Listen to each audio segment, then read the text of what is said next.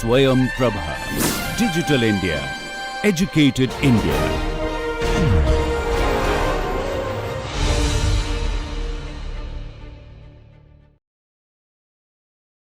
Welcome everybody. We are going to talk about a very important topic, cyclohexanes. Cyclohexanes are a very huge part of your life, believe it or not. I know you're thinking, where am I seeing this six-membered ring like in a beehive? Well, turns out 2/3 of your food is made out of six-membered rings. Okay, that's all of the starch. It's made out of glucose units, and those are six-membered rings. Turns out most of your house is made out of six-membered rings, believe it or not. In North America, we build houses mainly with wood. Wood is made of cellulose. Cellulose also has glucose units linked differently. That's also six-membered rings. And if you're out in the summer, you're probably wearing cotton clothes, and that's also made out of six-membered rings, because cotton again is cellulose, which is a six-membered ring glucose unit polymer. So I cannot overemphasize the importance of six-membered rings when you're living in it, you're eating it, and you're wearing it. Okay, so that's how important six-membered rings are, not just for the bees, but for us as well, for the birds as well. Okay, so let's look at this. Six-membered ring, how is it? So if you're thinking six-membered ring like this, a flat ring, that is the most uncomfortable or high energy position for a six-membered ring, a flat ring. Okay, this is about 20 kcals high. So a flat ring like this is really bad for everyone, mainly because the angle is going to be 120. So that's deviating a lot from 109. 109 is what we would prefer. All of these hydrogens would be up and down, and you would have a lot of torsion here. Okay, so torsion is going to be high. So angle strain, that is when your angle deviates from the hybridization angle, that's called the angle strain. And I will write that down. Angle strain, when the angle between two bonds on an atom, not between other atoms, just on the same atom, deviates from the optimal hybridization angle. That is, sp3 would be 109.5, sp2 120, etc. Then what happens is, those bonds, so let's say you're squeezing these bonds, these are nothing but electron density here, so they're going to be repelling, and because of the repulsion, you're going to have a high energy. So let's say you're squeezing these bonds here, these bonds are going to come closer to each other, those electron clouds are going to be pushing, then your energy is going to get higher. Okay, then the energy increases due to repulsion, and that extra energy is called angle strain. So this is not good. Then what is good? Well, the reason why it's not good is because you have torsion also, and we already talked about what torsion is. The reason why it's not good is because of all of the torsion and angle strain, and I'll just draw these out just to make it pretty obvious that you have a lot of angle strain. I mean, if you look at it, if it's flat, you can see they're all eclipsed. Okay, now to relieve the eclipse, it can do many things. One of the things that it can do is, well, remove the torsion by pushing these up. Well, you can see right here between these two carbons, there are no parallel bonds. Therefore, the torsion's relieved. However, the rest of the molecule has got torsion because they still have parallel bonds. So this is a half chair. So we will take one of these carbons and just go up. So from here, it can go to a half chair.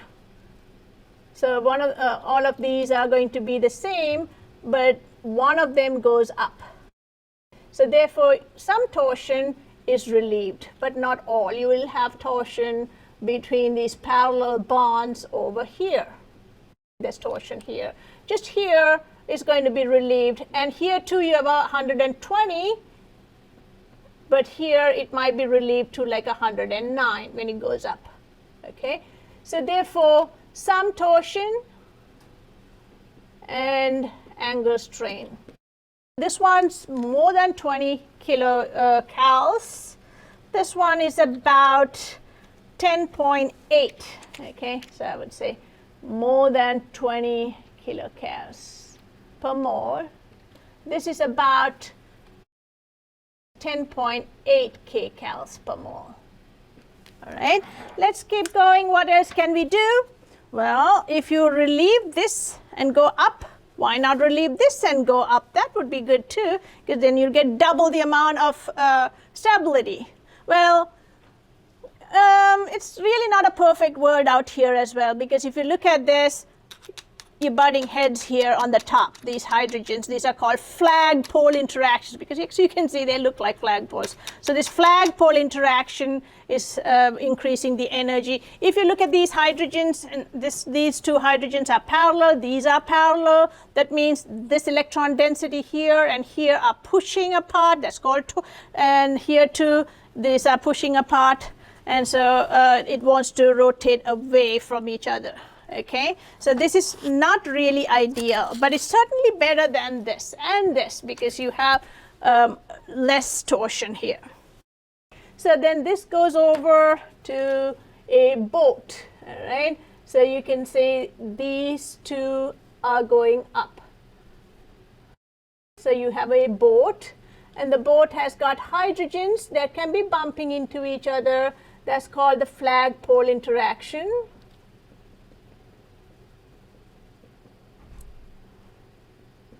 And then you will have some torsion here, because these are parallel. And same here. So you'll have torsion here as well between these and these and these. So you'll have torsion.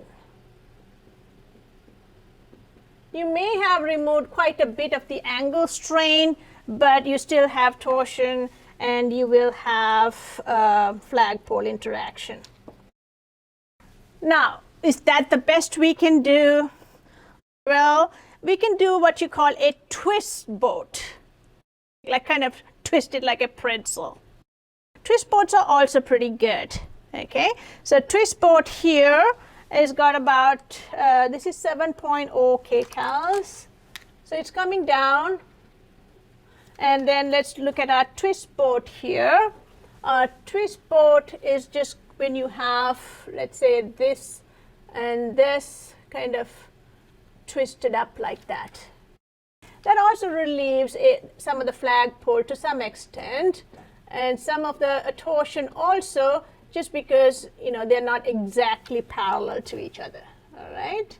So this one has a 5.5 kcals, I believe. So these also have some torsion, relief of torsion. So this has less torsion than here, and the flagpole is also relieved for this molecule. This is 5.5 kcals per mole.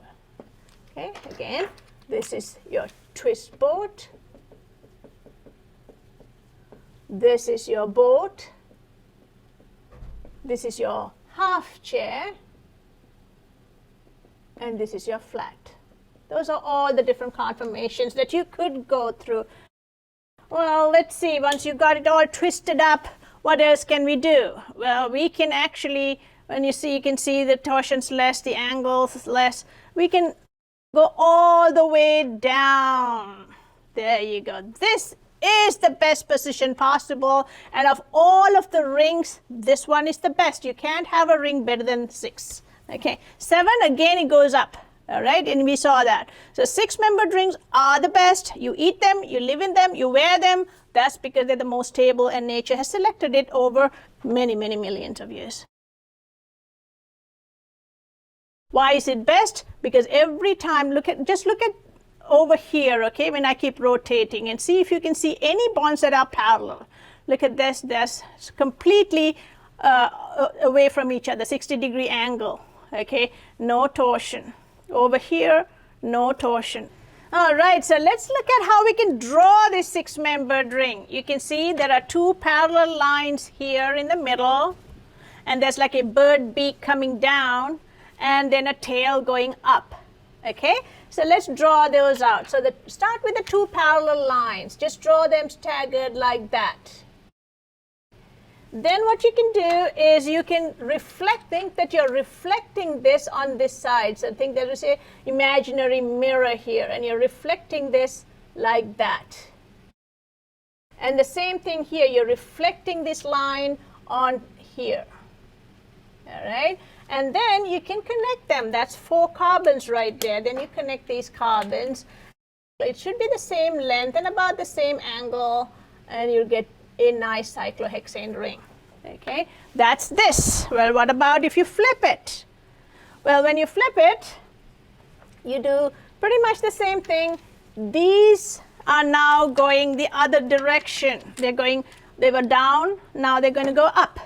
So to draw the second one, take these 2 lines and put them up, facing up like that. Now you can do the same thing you did before, reflect this, so you are going to have a bond that's coming over here. And reflect this, so you're going to have a bond that's coming over here. Then you can take these and join them to get your other chair. So there's your nice 6-membered ring. All right. Then what about the other pokey sticks here? Well, you can see the vertical axial bonds are on alternate carbons. So you can see 1, 3, 5. Same at the bottom. So on the carbons, the alternate carbons 2, 4, and 6, they're vertically down. Okay. So we can draw these vertical lines.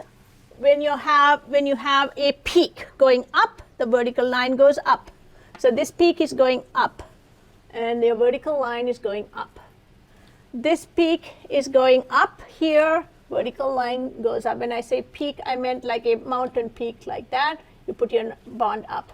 Here's another mountain peak going up, vertical bond up. All right. Then when you have a valley here, and then it goes down. A valley here, it goes vertically down. A valley here goes vertically down. So these are your 3 valleys. And they kind of come to this bottom point, and it's almost like you do a tube well down there. Those are your axial bonds. So those are your axial bonds. Those are the easy ones to draw. How do you draw the equatorial bonds, that are the blue and green bonds that are facing the horizon? Some of them are facing up, and some of them are facing down. When your axial bond goes down, your equatorial faces up. When your axial bond goes up, your equatorial faces down. Okay? So that's something to remember.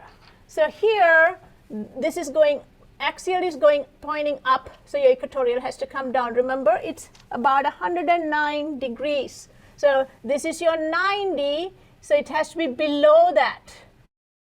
And if you want to know exactly where, try to draw it parallel to the alternate carbon here. So here's a carbon that's going down, so you draw it parallel to that. That's your equatorial. This is your valley coming down, so your equatorial has to go up, so you can draw it parallel to the carbon here. Same here, alternate bond, parallel to that. Those are your equatorial bonds. Over here too, your equatorial is going up, and you can draw it parallel to this one. Okay, and this can be parallel to this, and this can be parallel to this. So if you draw those bonds parallel and alternate them down, up, down, up, down, up, you're going to get the perfect chair. Let's do this one. Is just going to go a flip, flip. All right, and look what happens to the yellow and the gray bonds, the axial bonds, when you flip them. They're all on the sides. They became equatorial. I'll do that one more time. So look at the equatorial bonds. Look at the green and the blue bonds, the equatorial bonds. See what happens when I flip them. they all become axial. Okay, I didn't break a single bond. So therefore, whatever was above the ring is above the ring. Whatever was below the ring is below the ring. That's really important when you're trying to fix cis and trans. So this is not a resonance or anything. It's just an equilibrium. And so here, all of your vertical bonds are now going to go up here, here, and here. So if I number this 1, 2, 3, 4, 5, 6, the 2, 3 is actually the bond that's coming towards you. So if, let's say this is 1, 2 is coming towards you, 3, 4 up, 5, 6 away from you. So this is actually a 3D structure. It's not a flat structure. You could think that this is kind of like a wedge and this is kind of like a dash, but we don't draw wedges and dashes. All right, so here on 1 now, your equatorial becomes axial. On 2, over here, this is going to be your 2, and your 3 again, the same thing's going to happen. Equatorial becomes axial. Okay, and 4, 5, wherever you have a mountain, you have a tall tree. Wherever you have a valley, you have a tube well going down.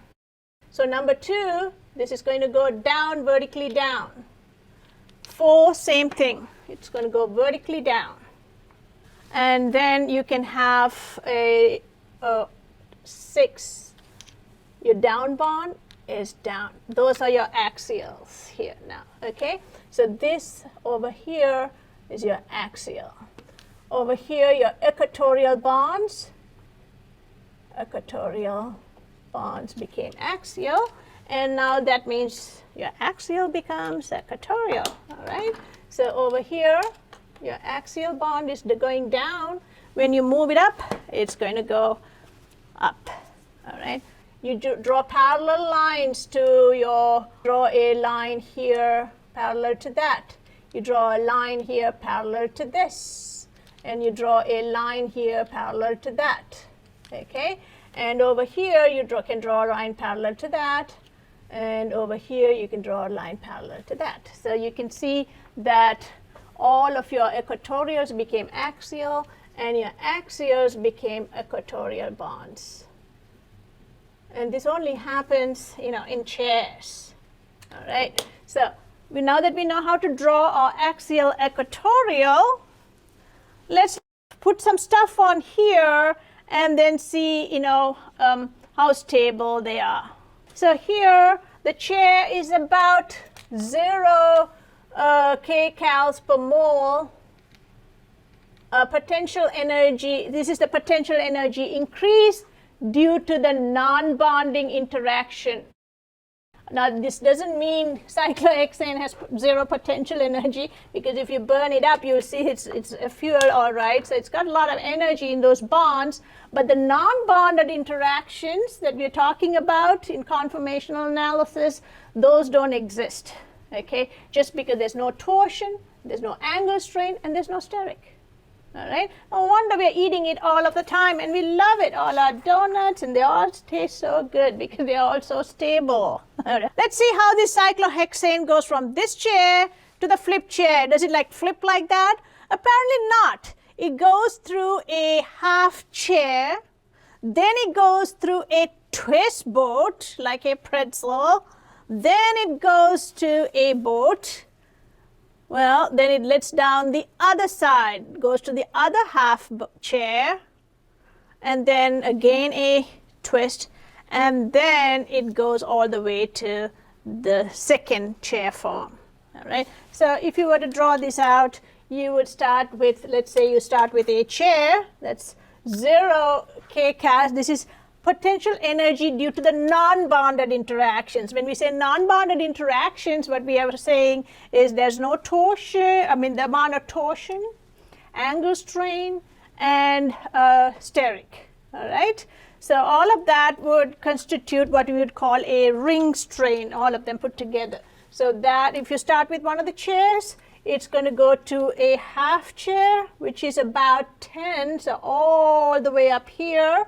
Then it goes to a twist boat, about a 5.5. Then it goes to a boat, about a 7, then it goes back again to a twist boat, then it goes to the next half chair, and it goes to the other chair. Okay, so let me label this. Start with A, then you go to B, then you go to C, and here's your boat D, and again you go back to your C, and then you go back to the other B. I'll put B prime, and then you would go to your E.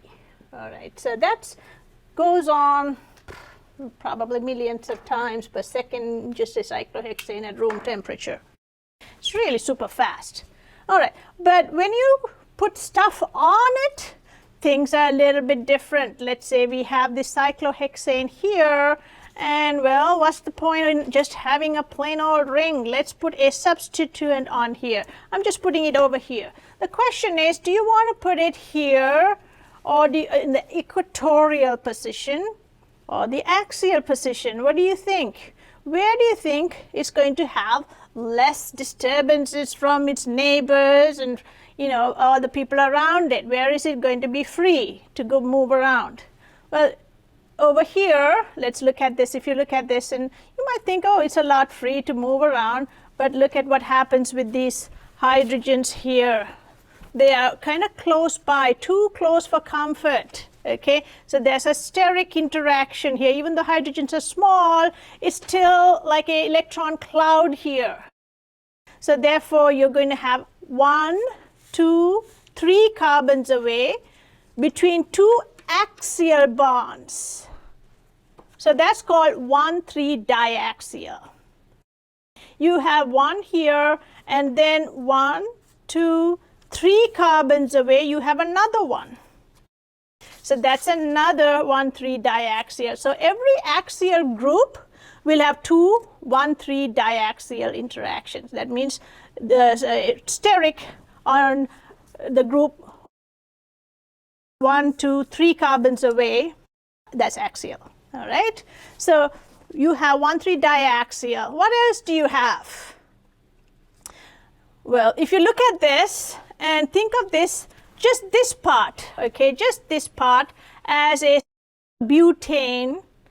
Well, if this is your butane, just this part, just the right hand side part, then you know this carbon, this CH2 here and this CH3 here are gauche.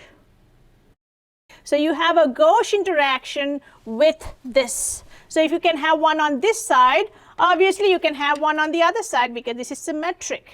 So here's another one, and here if you look at it like this on the other side, you can see this is a 60-degree angle between this CH3 and this CH2.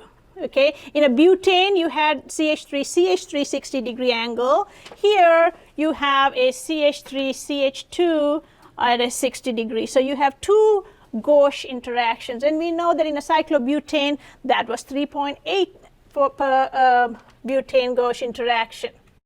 So all of these interactions increase the energy of this molecule. All right, so substituted cyclohexane, let's take the simplest possible, which is going to be just a methyl cyclohexane. And so there's again 2 ways of drawing chair forms, and we will draw both chair forms, and then we will decide which ones, you know, are more stable, and we can also do a calculation. Now we have values here, A values. What does that mean? They've calculated the difference in energy between a group, just one group at a time, when it's in the axial position versus the equatorial position. That difference is called the A value. So if you have a methyl group, the axial group has 7.3 kilojoules per mole more than the equatorial, because the cyclohexane would be the same for both. It's just this group that causes the extra strain, okay, by bumping into this and having a 1,3 gauche interaction. So let's draw this out.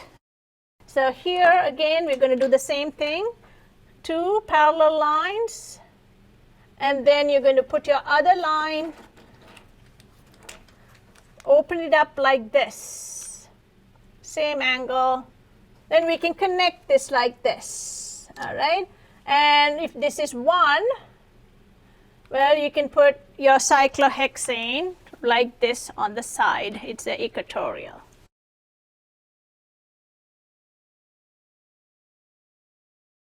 Your methyl group, H, H. And this is going to be hydrogen. This would be parallel to this, okay, the alternate bond. Now we can then flip it up, okay, and you know equatorial from these values is going to be in this direction. So here, now we're going to draw these down and then open it up and reflect on this side and on this side, and then you can connect them. Okay, and this is again 1, 2, and so on. So on carbon 1, this pointing up is vertically up, and that is going to be your H, H, H, and this is going to be your equatorial. All right. So you can see that this is going to have 1,3 diaxial interaction. Okay, and since it's a steric, we can put it, indicate it like that: 1,3 diaxial steric. Okay, over here, these hydrogens are pointing up. There's over here 1,3. But this is pointing away, all right? So there's absolutely no 1,3 diaxial here, okay? It's because it's away.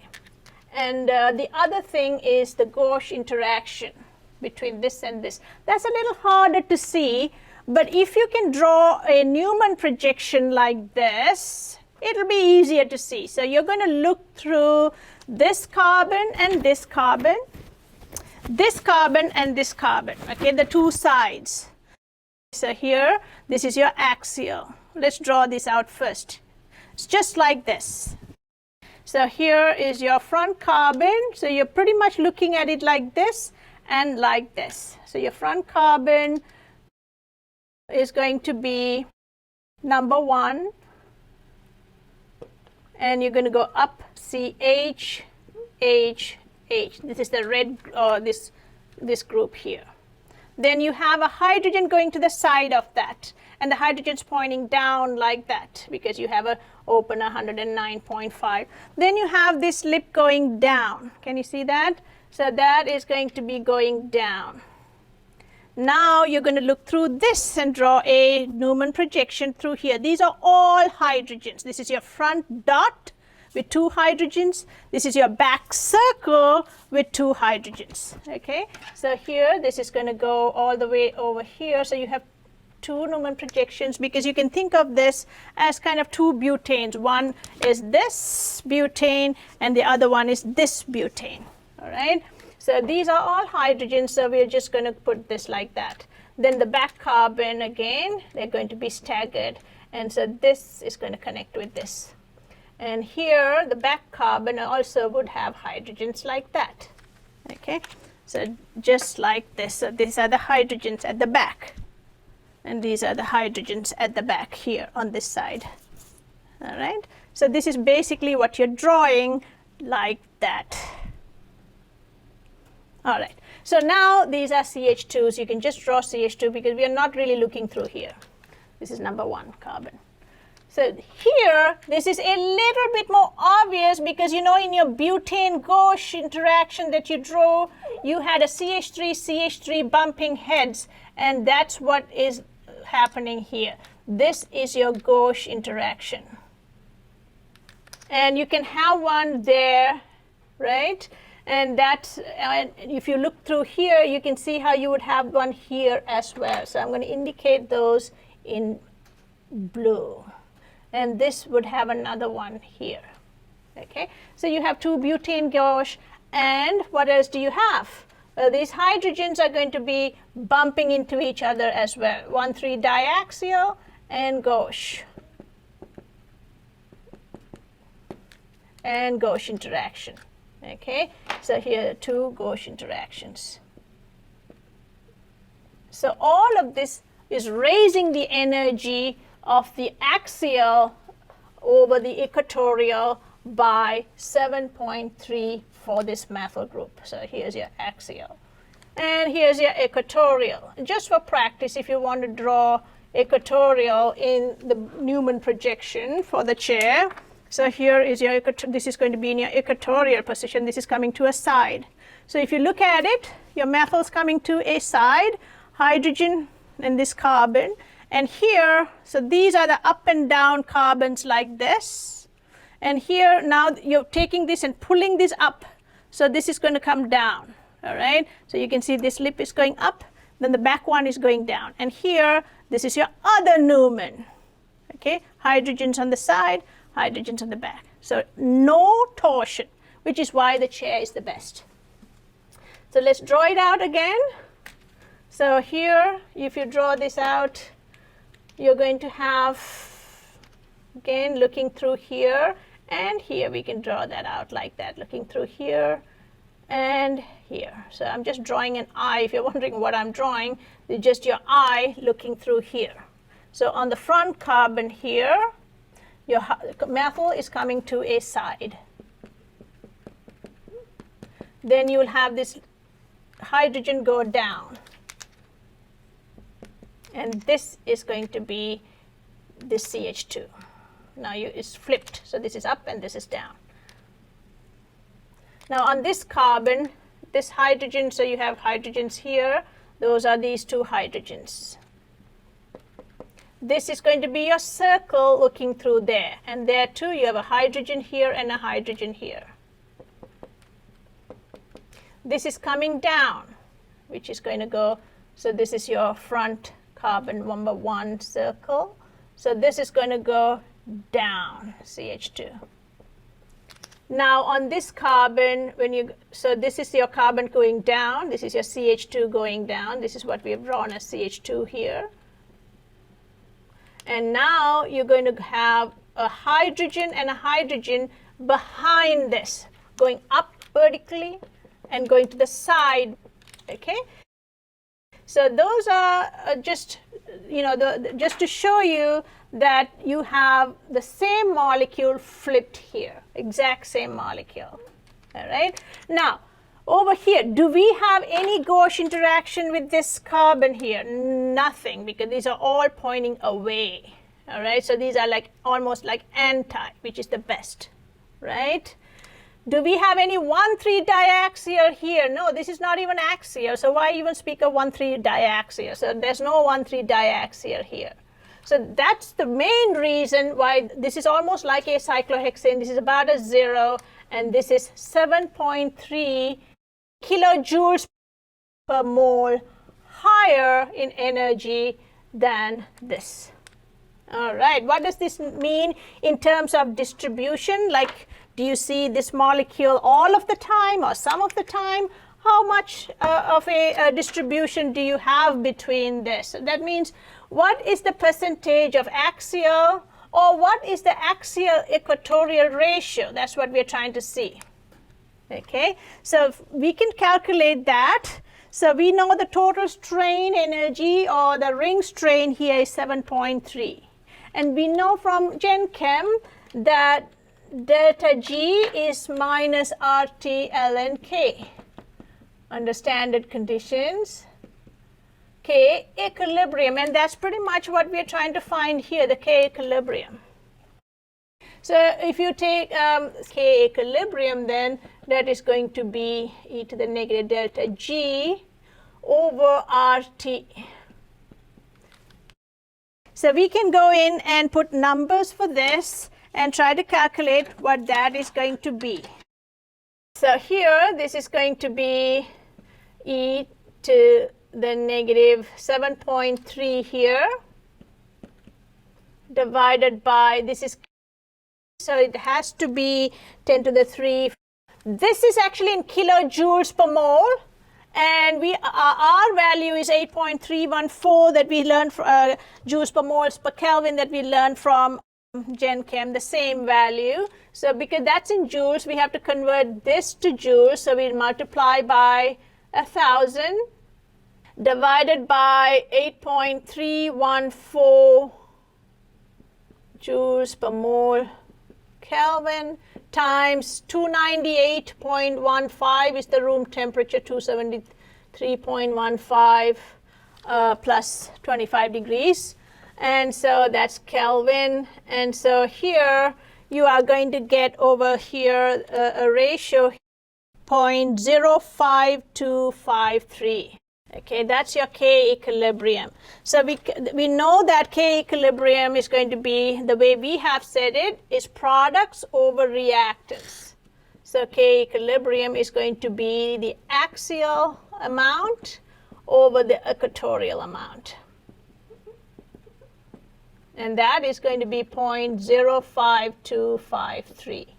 Okay, so the axial here is going to be 0.05253 times the equatorial amount.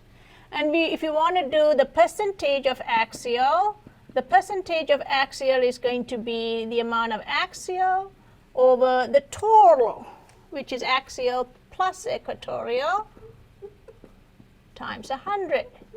Okay, so we can substitute this for equatorial.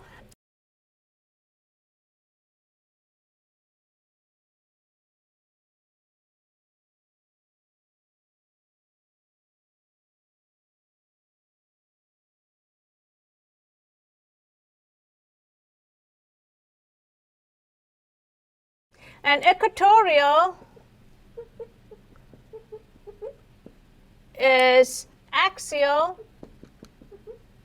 over 0.05253. So substituting these over here, percentage axial is going to be 0.5253 equatorial, and you're going to have 0.05253 equatorial divided by 0.05253. Okay, so you're substituting this for axial here. So if you take the equatorial out of here, so that's going to be 0.05253 equatorial. And if you take the equatorial out, it's going to be 0.05253 plus 1. So that is times 100 because it's a percentage. So that's going to be 0.05253 divided by 1.05253 times 100 is 5%. So the percentage of axial is only 5%, right? And you know that means almost entirely everything is on the equatorial side, 95%. This is at room temperature. So therefore, whenever you have a possibility for a molecule in a cyclohexane conformation to have a substituent on the axial position versus a substituent on the equatorial position, it's always going to choose the equatorial position. Less steric and less gauge interaction, which is also steric. All right. Okay, I will see you soon. Talk to you later, and we will come up with more substituted cyclohexanes for you. 1, 2, 1, 3, 1, 4, 1, 1. Stay tuned, guys. Bye.